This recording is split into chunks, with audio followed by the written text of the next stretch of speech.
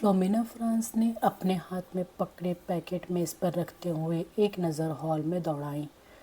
Paper شروع ہونے میں ابھی 10 منٹ باقی تھے اور ہال میں موجود اسٹوڈنٹس کتابیں، نوٹس اور نوٹ بکس پکڑے تیزی سے صفحے آگے پیچھے کرتے ان پر آخری نظریں ڈال رہے تھے۔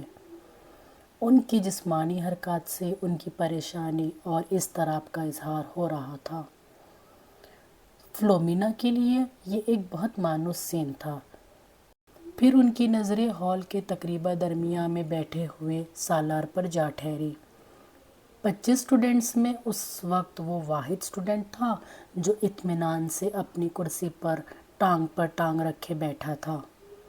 ایک ہاتھ میں اسکیل پکڑے آہستہ آہستہ اسے اپنے جوتے پر مارتے ہوئے وہ اطمینان سے ادھر ادھر دیکھ رہا تھا۔ فلومینا کے لیے یہ سین بھی نیا نہیں تھا۔ اپنے 7 سالہ کیریئر میں انہوں نے پیپرز کے دوران سالار کو اسی بے فکری اور لاپرواہی کا مظاہرہ کرتے پایا تھا۔ 9:02 پر انہوں نے سالار کے پاس سے گزرتے ہوئے اسے MCQs پر مبنی آبجیکٹیو پیپر تھمایا۔ 30 منٹ کے بعد اسے وہ پیپر ان سے لینا تھا۔ 9:10 پر انہوں نے سالار کو اپنی کرسی سے کھڑے ہوتے دیکھا۔ اس کے کھڑے ہوتے ہی ہال میں اس سے پیچھے موجود تمام اسٹوڈنٹس نے سر اٹھا کر اسے دیکھا۔ وہ پیپر ہاتھ میں لیے فلومینا کی طرف جا رہا تھا۔ فلومینا فرانس کے لیے یہ بھی نیا سین نہیں تھا۔ وہ پہلے بھی یہی کچھ دیکھتی آئی تھی۔ 30 منٹ میں حل کیا جانے والا پیپر وہ 8 منٹ میں حل کر کے ان کے سر پر کھڑا تھا۔ پیپر کو دوبارہ دیکھ لو، انہوں نے یہ جملہ اس سے نہیں کہا۔ وہ جانتی تھی اس کا جواب کیا ہوگا۔ میں دیکھ چکا ہوں۔ وہ اگر اسے ایک بار پھر پیپر دیکھنے پر مجبور کرتی، وہ ہمیشہ کی طرح پیپر لے جا کر اپنی کرسی کے ہتھے پر رکھ کر بازو سینے پر لپیٹ کر بیٹھ جاتا۔ انہیں یاد نہیں تھا کبھی اس نے ان کے کہنے پر پیپر کو دوبارہ چیک کیا ہو، اور وہ یہ تسلیم کرتی تھی کہ اس کی ضرورت بھی نہیں۔ اس کے پیپر میں کسی ایک بھی غلطی کو ڈھونڈنا بہت مشکل کام تھا۔ انہوں نے ایک ہلکی سی مسکراہٹ کے ساتھ اس کے ہاتھ سے پیپر پکڑ لیا۔ تم جانتے ہو سالار، میری زندگی کی سب سے بڑی تمنا کیا ہے؟ انہوں نے پیپر پر نظر ڈالتے ہوئے کہا کہ میں تمہیں 30 منٹ کا پیپر 30 منٹ کے بعد سبمٹ کرواتے ہوئے دیکھوں۔ وہ ان کی بات پر خفیف سے انداز میں مسکرایا۔ آپ کی یہ خواہش اس صورت پوری ہو سکتی ہے میم اگر میں یہ پیپر 150 سال کی عمر میں حل کرنے بیٹھوں۔ نہیں، میرا خیال ہے 150 سال کی عمر میں تم یہ پیپر 10 منٹ میں کرو گے۔ اس بار وہ ہنسا اور واپس مڑ گیا۔ فلومینا فرانس نے ایک نظر اس کے پیپر کے صفحات کو الٹ پلٹ کر دیکھا۔ ایک سرسری سی نظر بھی انہیں یہ بتانے کے لیے کافی تھی کہ وہ اس پیپر میں کتنے نمبر گنوائے گا۔ سلمیٰ نے اپنی بیٹی کے ہاتھوں میں گفٹ پیپر میں لپٹے ہوئے پیکٹ کو حیرانی سے دیکھا۔ یہ کیا ہے ماما؟ تم تو مارکیٹ گئی تھی، شاید کچھ کتابیں لینی تھی۔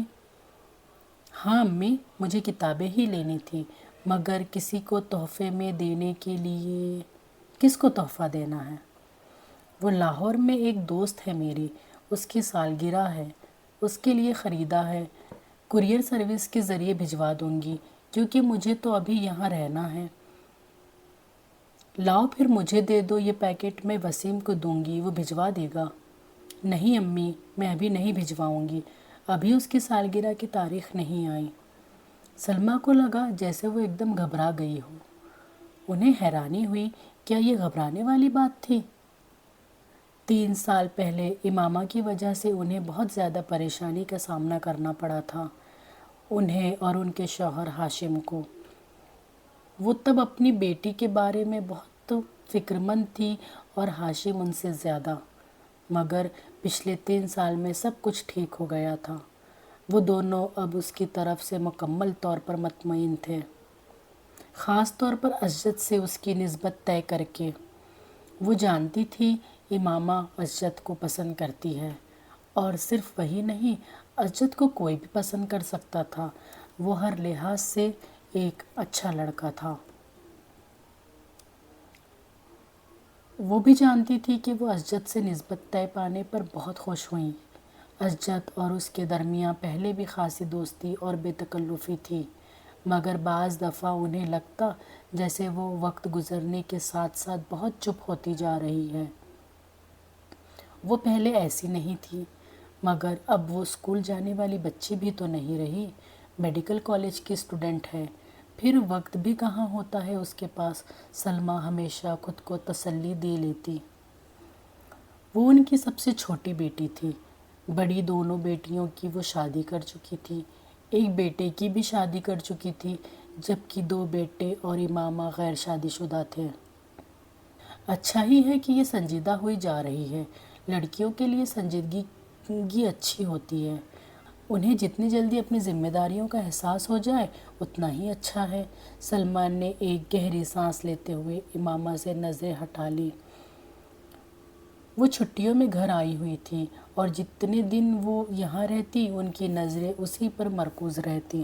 پتہ نہیں یہ ساجد کہاں رہ گیا۔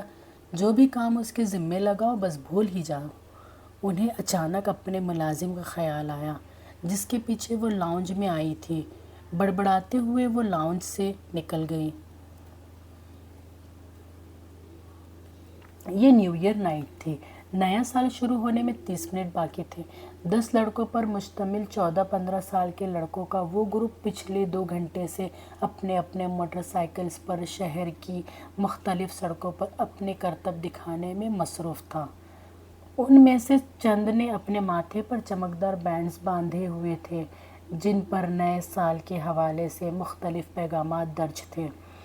وہ لوگ 1 گھنٹہ پہلے پوش علاقے کی ایک بڑی سپر مارکیٹ میں موجود تھے اور وہاں وہ مختلف لڑکوں پر آوازیں کستے رہے تھے۔ اپنی بائیک پر سوار اب مختلف پر چکر لگا رہے تھے۔ ان کے پاس فائر کریکرز موجود تھے جنہیں وہ وقفاً فوقفاً چلا رہے تھے۔ 11:15 پر وہ جم خانے کے باہر موجود تھے جہاں پارکنگ لاٹ گاڑیوں سے بھر چکا تھا۔ یہ گاڑیاں ان لوگوں کی تھیں جو جم خانے میں نئے سال کے سلسلے میں ہونے والی ایک پارٹی میں آئے تھے۔ ان لڑکوں کے پاس بھی اس پارٹی کی دعوت کارڈ موجود تھے کیونکہ ان میں سے تقریباً تمام کے والدین جم خانے کے ممبر تھے۔ وہ لڑکے اندر پہنچے تو 11:55 ہو رہے تھے۔ چند منٹوں بعد ڈانس فلور سمیت تمام جگہوں کی لائٹس آف ہو جانی تھیں اور اس کے بعد باہر لان میں آتش بازی کے ایک مظاہر کے ساتھ نیا سال شروع ہونے پر لائٹس آن ہونا تھی اور اس کے بعد تقریباً تمام رات وہاں رقص کے ساتھ ساتھ شراب پی جاتی جس کا اہتمام نئے سال کی اس تقریب کے لیے جم خانے کی انتظامیہ خاص طور پر کرتی تھی۔ لائٹس آف ہوتے ہی وہاں ایک طوفان بدتمیزی کا آغاز ہو جاتا اور وہاں موجود لوگ اسی طوفان بدتمیزی کے لیے وہاں آئے تھے۔ 15 سالہ وہ لڑکا بھی 10 لڑکوں کے اس گروپ کے ساتھ آنے کے بعد اس وقت ڈانس فلور پر راک بیٹ پر ڈانس کر رہا تھا۔ ڈانس میں اس کی مہارت قابل دید تھی۔ 12 بجنے میں 10 سیکنڈ رہ جانے پر لائٹس آف ہو گئیں اور ٹھیک 12 بجے لائٹس ایک دم دوبارہ آن کر دی گئیں۔ اندھیرے کے بعد سیکنڈز گننے والوں کی آوازیں اب شور اور خوشی کے قہقہوں اور چیخوں میں بدل گئیں۔ چند سیکنڈز پہلے تھم جانے والا میوزک ایک بار پھر بجایا جانے لگا۔ وہ لڑکا اب اپنے دوستوں کے ساتھ باہر پارکنگ میں آ گیا جہاں بہت سے لڑکے اپنی اپنی گاڑیوں کے ہارن بجا رہے تھے۔ انہی لڑکوں کے ساتھ بیئر کی کین پکڑے وہ وہاں موجود ایک گاڑی کی چھت پر چڑھ گیا۔ اس لڑکے نے گاڑی کی چھت پر کھڑے کھڑے اپنی جیکٹ کی جیب سے بیئر کا ایک بھرا ہوا کین نکالا اور پوری قوت سے کچھ فاصلے پر کھڑی ایک گاڑی کی ونڈو اسکرین پر دے مارا۔ ایک دھماکے کے ساتھ گاڑی کی ونڈو اسکرین چور چور ہو گئی۔ وہ لڑکا اطمینان کے ساتھ اپنے بائیں ہاتھ میں پکڑا کین پیتا رہا۔ وہ پچھلے آدھے گھنٹے سے کامران کو ویڈیو گیم کھیلتے ہوئے دیکھ رہا تھا۔ اسکرین پر موجود سکور میں کوئی خاص اضافہ نہیں ہو رہا تھا۔ شاید اس کی وجہ وہ مشکل ٹریک تھا جس پر کامران کو گاڑی ڈرائیو کرنی تھی۔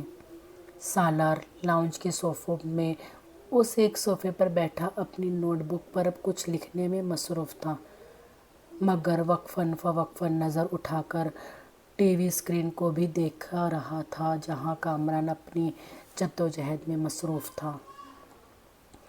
ٹھیک آدھا گھنٹے بعد اس نے نوٹ بک بند کر کے سامنے پڑی میز پر رکھ دی، پھر منہ پر ہاتھ رکھ کر جمائی روکی۔ دونوں ٹانگیں سامنے پڑی میز پر رکھ کر اور دونوں ہاتھوں کی انگلیاں سر کے پیچھے باندھے وہ کچھ دیر اسکرین کو دیکھتا رہا جہاں کامران اپنے تمام چانس ضائع کرنے کے بعد ایک بار پھر نیا گیم کھیلنے کی تیاری کر رہا تھا۔ کیا پرابلم ہے کامران؟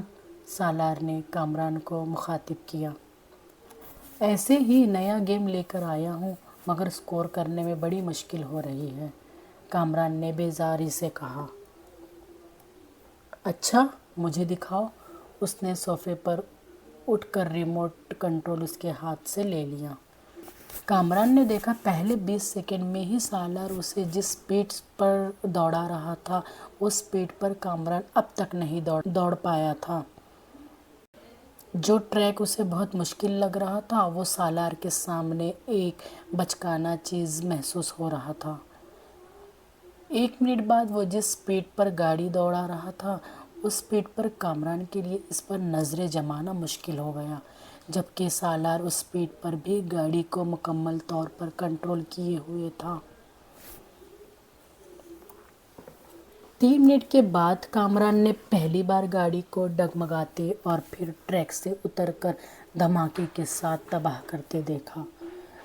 کامران نے کچھ مسکراتے ہوئے مڑ کر سالار کو دیکھا۔ گاڑی کیوں تباہ ہوئی تھی؟ وہ جان گیا تھا ریموٹ اب سالار کے ہاتھ کے بجائے میز پر پڑا تھا اور وہ اپنی نوٹ بک اٹھا کر کھڑے ہو رہا تھا۔ کامران نے سر اٹھا کر اسے دیکھا۔ بہت بورنگ گیم ہے، سالار نے تبصرہ کیا اور کامران کی ٹانگوں کو پھلانگتے ہوئے لاؤنج سے باہر نکل گیا۔ کامران ہونٹ بھینچتے ساتھ ہندسوں پر مبنی اس سکور کو دیکھ رہا تھا جو اسکرین کی ایک کونے میں جگمگا رہا تھا۔ کچھ نہ سمجھ میں آنے والے انداز میں اس نے بیرونی دروازے کو دیکھا جس سے وہ غائب ہوا تھا۔